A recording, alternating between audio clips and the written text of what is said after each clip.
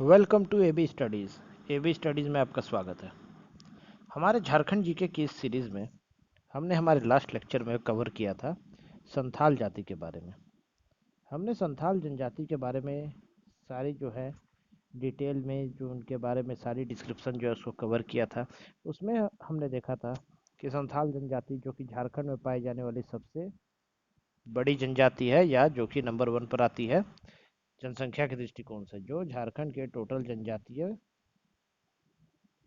जनसंख्या का 35% है। और इस वीडियो में हम पढ़ेंगे उरांव जनजाति के बारे में। उरांव जनजाति जो है ये झारखंड में संथाल जनजाति के बाद जनसंख्या के दृष्टिकोण से दूसरे स्थान पर आने वाली जनजाति है और संपूर्ण भारत में जनजातियों की श्रेणी में ये चौथे नंबर की सबसे बड़ी जनजाति पाई जाती है। तो चलिए शुरू करते हैं वीडियो को, जो कि है उरांव जनजाति के बारे में झारखंड जीके का लेक्चर 3। देखिए, उरांव जनजाति जो है वो झारखंड में पाई जाने वाली दूसरी सबसे बड़ी आबादी वाली जनजाति है, जो कि पूरे भारतवर्ष में अगर देखा जाए तो ये चौथे क्रम पर आती है जनसंख्या के दृष्टिकोण से।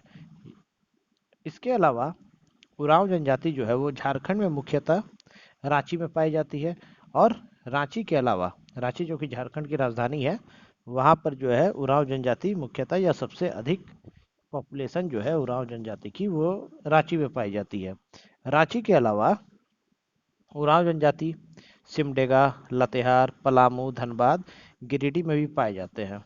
और अगर झारखंड की बात करें स्टेट वाइज देखा जाए तो झारखंड के अलावा जो है उरांव जनजाति बिहार, असम, बंगाल, इन सारे राज्यों में भी पाए जाते हैं, जो कि झारखंड से वहाँ पर विस्थापित हुए हैं। क्योंकि ये लोग देखिए, ये लोग पेशे से ज़्यादातर मजदूरों का काम करते हैं, और असम हो गया, बंगाल हो गया, बिहार हो गया, इसमें मजदूरी का काम जो है उसकी तलाश में ये लोग अपने जीवन यापन के लिए, रोजगार के लिए वहाँ पलायन किए थे। और वहाँ पर भी जो है इनकी जनसंख्या में एक अच्छा खासा वेटेज देखने को मिलता है। उरांव जनजाति जो है वो उनका संबंध जो है द्रविडियन समूह से होता है। लास्ट लेक्चर में जब हम संथाल के बारे में पढ़ रहे थे तो हमने पढ़ा था कि संथाल जनजाति जो है वो प्रोटो ऑस्ट्रोलाइट ग्रुप से उनका संबंध है या उस ग्रुप के मेंबर होते हैं। लेकिन ये जो हमारे उरांव जनजाति है इनका संबंध द्रविडियन से है, और साथ ही साथ इनकी जो भाषा है उसको कुड़ुक कहा जाता है, और उरांव जनजाति के लोगों को भी कुड़ुक जनजाति भी कहा जाता है। तो देखिए, उरांव जनजाति के सामाजिक परिस्थिति के बारे में कुछ हम लोग जानते हैं। उरांव जनजाति में जो ग्राम का नेता होता है उसको महतो कहते हैं। महतो जो हो गया वो कौन हो गया, वो हो गया leader of the village. Last lecture में जब हम संथाल के बारे में पढ़ रहे थे तो उसमें हमने पढ़ा था कि ग्राम के नेता को माझी कहा जाता है। तो एग्जाम में ये क्वेश्चन बनता है, ये मोस्ट इंपॉर्टेंट है, जेपीएससी जेएसएससी आप किसी का भी एग्जाम दे रहे हो तो ये क्वेश्चन आपको ज़रूर देखने मिलेगा कि किसी ना किसी जनजाति के बारे में पूछा जाएगा कि उसके ग्राम को नेता को क्या कहा जाता है। तो अभी तक हम जान चुके हैं कि संथाल के ग्राम के नेता को माझी कहा जाता है, और उरांव के जो ग्राम के नेता होते हैं या लीडर ऑफ द विलेज होते हैं उनको महतो कहा जाता है। और साथ ही जब हम आगे बढ़ते रहेंगे अपने इस सीरीज में तो आगे की जनजातियों के बारे में पढ़ेंगे तो उनके बारे में जानेंगे, और जब सारी जनजातियां हो जाएंगी तो इसके बारे में एक मैं कंपैरिजन का भी वीडियो लेके आ जाऊंगा, जिसमें जो है हम सारी जनजातियों को एक साथ कंपेयर करेंगे कि किसमें जो है किस सदस्य या फिर ग्राम के नेता को जैसे क्या कहा जाता है, इनका जो युवा गृह होता है उसको क्या कहा जाता है। इस प्रकार का एक स्पेशल वीडियो आएगा, आप लोग वो भी जरूर देखिएगा। तो देखिए, सोशल फैक्टर में हमने अभी तक जो देखा, ग्राम के नेता को महतो कहा जाता है, और उरांव जनजाति में पंचायत जो होता है उसको पंचोरा कहा जाता है। अब ये पंचायत क्या होता है, तो पंचायत जो होता है ये कई सारे ग्रामों का एक समूह होता है, यानी कि ग्रुप ऑफ विलेजेस। इसको जो है पंचायत को कहा जाता है या पंचोरा के नाम से जाना जाता है उरांव जनजाति के लोगों द्वारा। इसके अलावा देखिए, उरांव जनजाति जो है वो मुख्यतः 14 गोत्रों में विभाजित होता है। मतलब इसमें 14 गोत्र होते हैं। संथाल जनजाति में बताइए कितने गोत्र होते हैं, हमने लास्ट वीडियो में कवर किया था। आप लोग कमेंट में आंसर दीजिएगा, और नहीं तो फिर आगे के वीडियो में मैं बता दूंगा। तो अभी उड़ाव जनजाति के बारे में जानिए कि इसमें जो है प्रमुख 14 गोत्र होते हैं, जो कि होते हैं लाकड़ा, रुद्दा, गारी, तिर्की, किस्पोता, तोपो, इक्का, लीदा, मींज, कुजूर, बाड़ी, बैक, खालको और केरकेटा। ये जो है ये 14 गोत्र है जो कि उराव जनजाति में पाए जाते हैं। संथाल जनजाति में जो है, एक बार रिवाइज करवा देता हूँ, वो 12 गोत्र होते हैं। और कौन कौन से होते हैं ये आप लोग कमेंट में इसका आंसर दीजिएगा कि 12 के 12 गोत्र कौन कौन से होते हैं संथाल जनजाति के। तो उरांव जनजाति में हमने देखा कि 14 गोत्र होते हैं, जो कि लाखड़ा, रुद्रा, गिरी, तिर्की, किस्पोटा, तोपो, एक्का, लीडा, मींज, कुजूर, बादी, बैक, खलको और केरकेटा है। इसके अलावा उरांव जनजाति में जो है वो गोदना का भी प्रचलन देखा गया। यहाँ के लोग जो है वो हाथ पर एक प्रकार का टैटू करवाते हैं, जो कि इनके ट्राइबल संकेत चिन्ह के को दर्शाता है। इनके जो इनका ट्राइब है या इनकी जो जनजाति है उसका वो प्रतीक चिन्ह होता है, जिसको गोदना कहा जाता है। ये एक प्रकार का टैटू है जो कि उरांव जनजाति के लोग करवाते हैं अपने हाथ पर या फिर शरीर के अन्य हिस्सों में। तो इनमें जो है गोदना का भी प्रचलन देखा गया है। और साथ ही साथ गोदने के प्रचलन के साथ साथ ये जो है मुख्यतः अपने जीवन यापन के लिए एग्रीकल्चर पर आधारित है। इनका जो प्रमुख है पेशा जिससे ये अपना जीवन यापन करते हैं वो जो है वो कृषि है। कृषि के साथ साथ ये लोग पोल्ट्री फार्मिंग करते हैं, फिश फार्मिंग करते हैं। और आदिम जमाने में, अब तो ऐसा नहीं होता है, लेकिन पुराने जमाने में प्राचीन भारत के इतिहास का जब समय था, एंशियंट टाइम में, ये लोग शिकार भी किया करते थे। और जंगल में क्योंकि रहा करते थे, आदिम जनजाति है तो ये जंगल में पाई जाती थी। अब जंगल में क्या करेंगे भाई, खाना पीना कहाँ से मिलेगा? तो जो फल फूल मिल गया पेड़ों से वो ये ग्रहण कर लिए, या फिर शिकार, जानवरों का शिकार करके भी अपना जीवन यापन करते थे।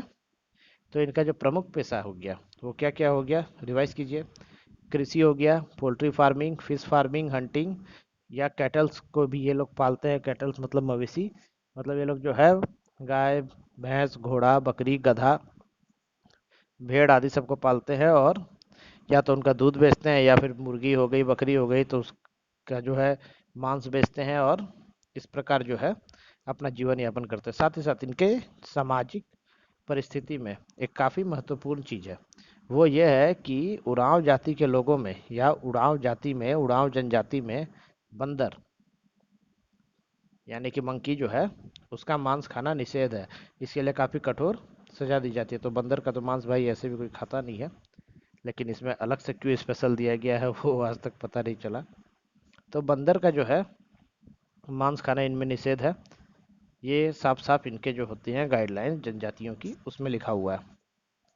आगे बढ़ते हैं। देखिए, उड़ाव जनजाति का जो युवागिरी होता है, युवागिरी जो होता है वो होता है जनजाति का एक एक प्रकार का, आप उसको मान लीजिए कि वो एक स्कूल की तरह होता है, जिसमें कि ये लोग अपने जनजाति के लड़के लड़कियों को जनजातीय कल्चर या फिर संस्कृति के बारे में या अन्य अपने ट्राइब से रिलेटेड जानकारियाँ देते हैं, या एजुकेशन के तौर पर उसमें दिया जाता है। अब इसमें जो है युवागिरी में एडमिशन कब होता है, तो युवागिरी में जो है वो 10 से 11 साल के जब बच्चे होते हैं, बॉयज़ हो यानी कि लड़का हो या लड़की हो, जो भी हो, जब वो 10 से 11 साल के होते हैं बच्चे, तो उनको जो है उनका एडमिशन जो है इनके युवागृह में करवा दिया जाता है। युवागृह क्या है? तो युवागृह a place for younger boys and girls for tribe where they taught about their tribal language. तो एक स्थान है जहाँ पर कि उराव जाति के लड़के लड़कियों को उनके संस्कृति और उनके ट्राइबल कल्चर के बारे में एजुकेट किया जाता है या फिर शिक्षा दी जाती है। एडमिशन कब होता है? तो जब बच्चे 10 या 11 साल के हो जाते हैं तब उनका एडमिशन जो है सरहुल के महीने में, इनका एक त्यौहार होता है सरहुल, ये सरहुल के त्यौहार के समय ही उनका नामांकन या फिर उनका एडमिशन जो है वो कराया जाता है इनके युवागृह में। अब इनके युवागृह को क्या कहते हैं? तो हमने देखा था, लास्ट लेक्चर में हमने कवर किया था कि संथाल जाति का जो था युवागृह, उसका नाम हमने देखा था, उसको घोटुल कहा जाता था। और उराव जाति का जो युवागृह है उसको धुमकुड़िया कहा जाता है। ये जो है काफ़ी इंपॉर्टेंट है, very very important for the examination purpose. Exam में सीधा आपसे क्वेश्चन पूछ देगा कि धुमकुड़िया जो है वो किस जनजाति के युवा गृह को कहा जाता है। तो इसीलिए आपको जो है ये साथ साथ रिवाइज करते भी चलना है। जैसे संथाल जाति का युवा गृह घोटुल और उराव जाति का युवा गृह धुमकुड़िया हो गया। आगे देखिए, जो लड़कों का जो युवा गृह होता है उसको जोक अरप्पा कहा जाता है। जोक अरप्पा लड़कों के युवा गृह को, और लड़कियों के युवा गृह को पेल अरप्पा कहा जाता है। साथ ही साथ लड़कों के युवा गृह का जो प्रशिक्षक, जो मेंटर होता है, या उसको उसका टीचर बोल दीजिए, जो लोग का शिक्षक होता है, उसको धांगिर के नाम से जाना जाता है। धांगिर जो है वो पुरुषों के युवा गृह का हो गया शिक्षक, और लड़कियों का जो युवा गृह होता है जिसको कि पेल एरेप्पा के नाम से जाना जाता है, उसको धांगरिन कहा जाता है। आसानी है याद करने में, लड़कों का धांगिर, लड़की का धांगरिन। ये सब काफ़ी इंपॉर्टेंट है, इसको आपको भूलना नहीं है। नोट कर लीजिए, कॉपी में लिख लीजिए, या स्क्रीनशॉट जरूर से ले लीजिएगा। इसके बाद जो है, अब इनका जो है इसमें प्रवेश तो हो जाता है। प्रवेश जो है इनका प्रवेश तो हो जाता है अपने युवा गृह में 10 से 11 साल की उम्र में। लेकिन अब इनका निष्कासन कब होता है, या फिर ये एग्जिट कब करते हैं? तो जैसे ही इनका विवाह होता है, जैसे ही इनका विवाह हो जाता है, तो उसके बाद क्या है, ये अपने आप ही स्वतः या फिर ऑटोमेटिकली इनका जो है वहां से निष्कासन हो जाता है, और अब ये युवा गृह के सदस्य नहीं रह जाते। तो यहाँ से आपको क्या याद रखना है, युवा गृह को क्या कहते हैं? तो धुमकुड़िया। युवा गृह में उनका नामांकन कब होता है? तो 10 से 11 साल की उम्र में सरहुल के त्योहार के समय इनका नामांकन होता है युवा गृह में। लड़कों की युवा गृह को क्या कहा जाता है? तो जोक एरप्पा। लड़कियों की युवा गृह को क्या कहा जाता है? तो पेल एरप्पा। लड़कों का जो शिक्षक होता है, प्रशिक्षक होता है, उसको क्या कहा जाता है? तो धांगिर। और लड़कियों की जो प्रशिक्षक होती है, प्रशिक्षिका होती है युवा गृह की, उसको कहा जाता है धांगरीन। और निष्कासन कब होता है, एग्जिट कब करते हैं युवा गृह? तो विवाह के उपरांत। विवाह हो जाता है तो ऑटोमेटिकली बाहर, अब कहानी खत्म हो जाता है युवा गृह में। अब भाई बड़ा हो गया, जाओ बाहर निकलो, पढ़ाई लिखाई खत्म। इसके अलावा जो है, अगर इनमें विवाह के प्रचलन को देखें, तो इनमें भी बाकी जनजातियों की तरह कई प्रकार के विवाह पाए जाते हैं, या कई प्रकार के विवाह का प्रचलन किया जाता है इनके द्वारा भी, जिसमें से कुछ प्रमुख हैं। सेवा विवाह, अरेंज मैरिज भी इनमें देखा जाता है, सेवा विवाह भी देखा जाता है, विधवा पुनर्विवाह भी इनमें किया जाता है, हट विवाह भी एक प्रकार का इनके विवाह या फिर मैरिज का टाइप है। ये जब हम सभी जनजातियों के विवाह के लिए एक स्पेशल वीडियो लेके आएंगे, तो उसमें हम सारे विवाह, हर टाइप का जो भी विवाह या शादी का प्रचलन होता है झारखंड की जनजातियों में, उसको कवर करेंगे। तभी के लिए आपको जानना है, उरांव जाति में अरेंज मैरिज, सर्विस मैरिज या सेवा विवाह, हट विवाह और विधवा पुनर्विवाह भी देखने को मिलता है। साथ ही साथ वेरी वेरी इंपॉर्टेंट क्वेश्चन है, क्या बात है, जो कि इनमें जो है बाल विवाह निषेध है।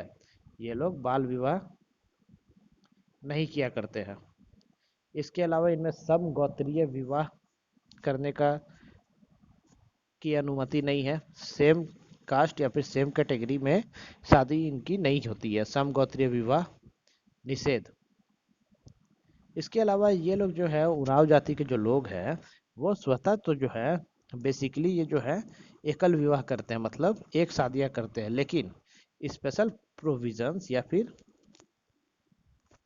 स्पेशल केसेस में इनका जो है, इनमें बहु विवाह या फिर एक से अधिक विवाह करने को भी देखा गया है, या उसका भी प्रचलन देखने को मिलता है।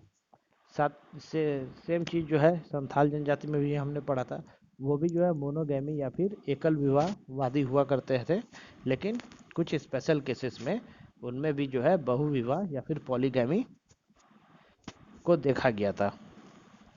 इसके अलावा जो है, इनके विवाह से जो महत्वपूर्ण चीज़ें हैं उसमें ये है कि उरांव जनजाति में भी संथाल जनजाति की भांति ही दहेज जो है वो वर पक्ष के द्वारा दिया जाता है वधु पक्ष को, और जिसको जो है पौन के नाम से कहा जाता है। डायरेक्ट क्वेश्चन एग्जाम में बनता है कि पौन किस क्या है, तो ऑप्शन में आपको दिया रहेगा वर पक्ष द्वारा वधु पक्ष को दिया गया दहेज, तो उसको क्या कहते हैं? तो उसको पौन कहते हैं। इसके अलावा जो है, इनके समाज में डाइवोर्स, यानी कि तलाक का भी प्रचलन देखा गया है। इसमें तलाक भी ये लोग करते हैं एक दूसरे से। अगर सब कुछ सही नहीं बना, सहमति नहीं बना, मियाँ बीवी तो राजी हो गया लेकिन बॉन्डिंग नहीं बैठा, तो तलाक भी हो सकता है। उतना कुछ इसमें लफड़ा नहीं है, ये लोग तलाक भी ले लेते हैं। और विधवा पुनर्विवाह तो होता ही है। उसके अलावा सर्विस मैरिज, हठ मैरिज और अरेंज मैरिज का प्रचलन है। और बाल विवाह लेकिन जो है उसके ये लोग सख्त खिलाफ होते हैं, बाल विवाह इनमें नहीं किया जाता है। देखिए आगे देखते हैं इनके कुछ रिलीजियस फैक्टर या फिर धार्मिक फैक्टर्स के बारे में जान लेते हैं। तो जो होते हैं उरांव जाति के लोग, वो बेसिकली संथाल जाति के लोग की ही तरह सूर्य देव की पूजा करते हैं। किसकी पूजा करते हैं? तो सूर्य देव की पूजा करते हैं, जिसको कि ये लोग धर्मेश कहते हैं। धर्मेश के नाम से जाना जाता है। इनका प्रमुख देवता कौन होता है? तो धर्मेश है। कौन? तो सूर्य देवता का एक अवतार बोलिए या फिर एक रूप। साथ ही जब संथाल जाति में हमने पढ़ा था, तो आप लोग कमेंट में आंसर कीजिए कि संथाल संथाल जाति के जो प्रमुख देवता है उनका क्या नाम है। ये आंसर आप लोग कमेंट में कीजिए। तो देखा, सूर्य देवता की पूजा करते हैं जिसको धर्मेश कहते हैं। इसके अलावा इनका जो दूसरा प्रमुख भगवान है या दूसरे जो प्रमुख देवता की ये लोग पूजा करते हैं वो है मरांग गुरु। मरांग गुरु इनके दूसरे प्रमुख देवता है। एग्जाम में क्वेश्चन बनता है उरांव जाति के प्रमुख देवता कौन है, तो आंसर में आएगा धर्मेश। दूसरे प्रमुख देवता कौन है, तब आंसर में आएगा मरांग गुरु। कंफ्यूज नहीं करना है सब में। इसके अलावा इनका जो धार्मिक स्थल या पूजा स्थल होता है, यहाँ पर ये सारे अपने पूजा पाठ के कार्य को संपन्न करते हैं, उसको सरना कहा जाता है। इनका जो बैठक का स्थान, प्लेस ऑफ मीटिंग था होता है, जहाँ पर सभी बैठकर मीटिंग किया करते हैं, या फिर खेल का स्थान भी उसको कह सकते हैं। यहाँ पे इनके खेल कूद का भी जो आयोजन होता है इसी में किया जाता है। तो बैठक स्थान या खेल के मैदान को अखाड़ा कहा जाता है। संथाल जाति के भी खेल के स्थान को अखाड़ा ही कहा जाता था।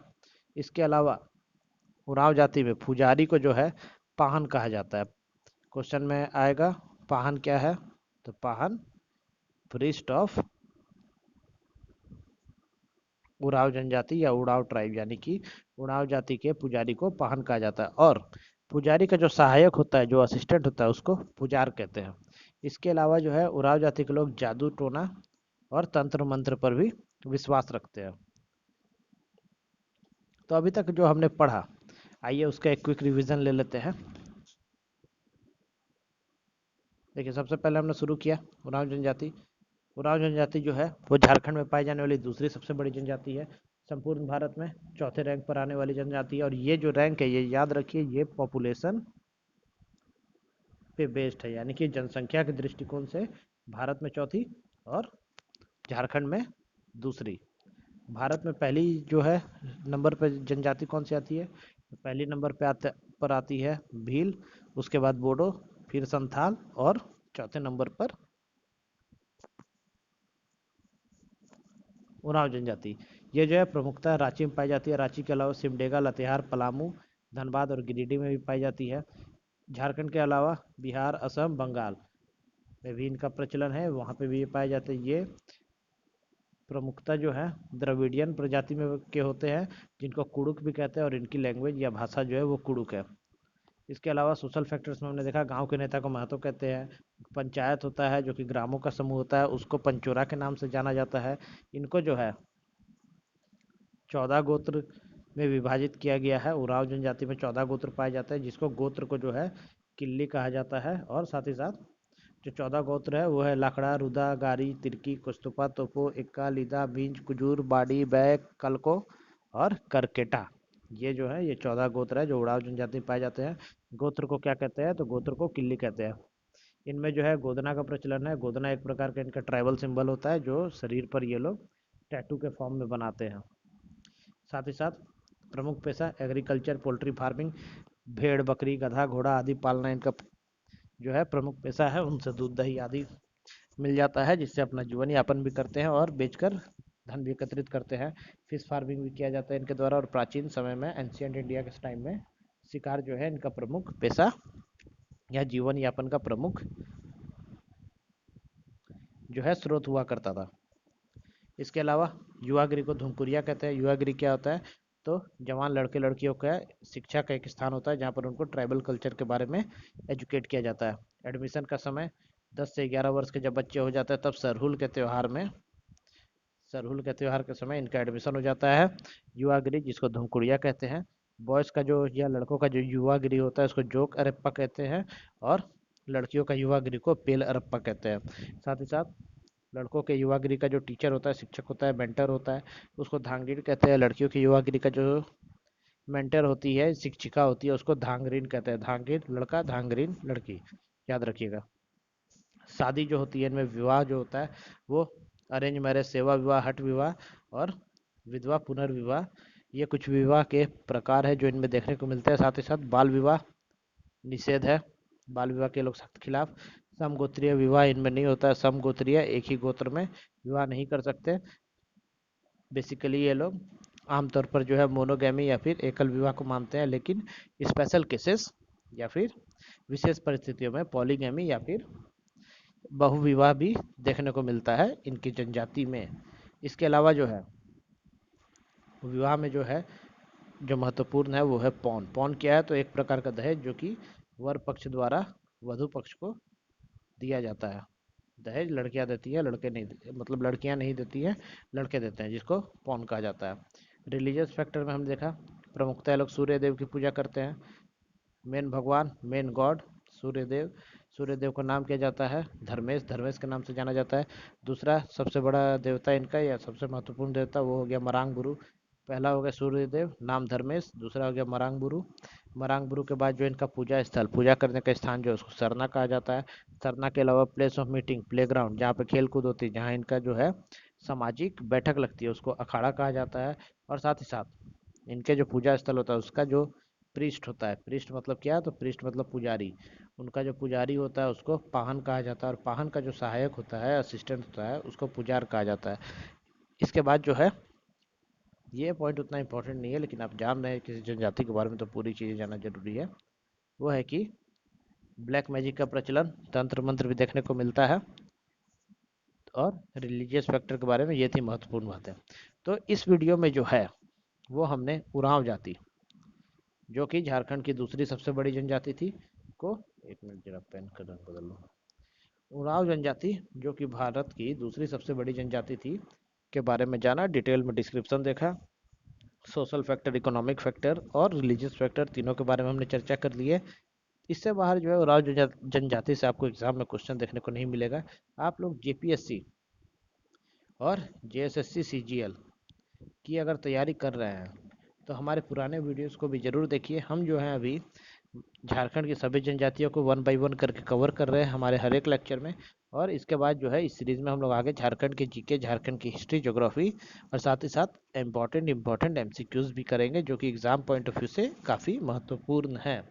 तो आशा करता हूँ आपको ये वीडियो पसंद आया होगा और समझ में आया होगा। इस वीडियो में जो जानकारी मैंने दी है वो आपके लिए काफ़ी लाभकारी है आपके एग्ज़ाम के पॉइंट ऑफ व्यू से। अगर आपको हमारे इस वीडियो की पीडीएफ चाहिए तो पीडीएफ कहाँ मिलेगा? तो पीडीएफ मिलेगा हमारे टेलीग्राम ग्रुप में। टेलीग्राम ग्रुप का लिंक जो है ये दिया हुआ है t.me/ab स्टडीज़। यहाँ इस पे जाके हमारे टेलीग्राम ग्रुप को ज्वाइन कीजिए। लिंक जो है वो आपको डिस्क्रिप्शन में भी मिल जाएगा, आप वहाँ से भी जाके ज्वाइन कर सकते हैं। वहाँ आपको हमारे लेक्चर्स के अपडेट और पीडीएफ आसानी से मिल जाएंगे। इसके अलावा हमारा फेसबुक ग्रुप है, फेसबुक में जाइए, ए बी स्टडी सर्च कीजिए, आपको वहाँ हमारा फेसबुक पेज मिल जाएगा, आप वहाँ भी हमें फॉलो कर लीजिए। वहाँ से भी आपको पीडीएफ और लेक्चर्स की जो है नोटिफिकेशंस मिल जाएंगे और आपको कोई भी अपडेट जो है हमारी ओर से वो मिस नहीं होगा। तो मिलते हैं अगले वीडियो में। Till then do like, share, subscribe and press the bell icon for the latest update from A B studies. Thank you.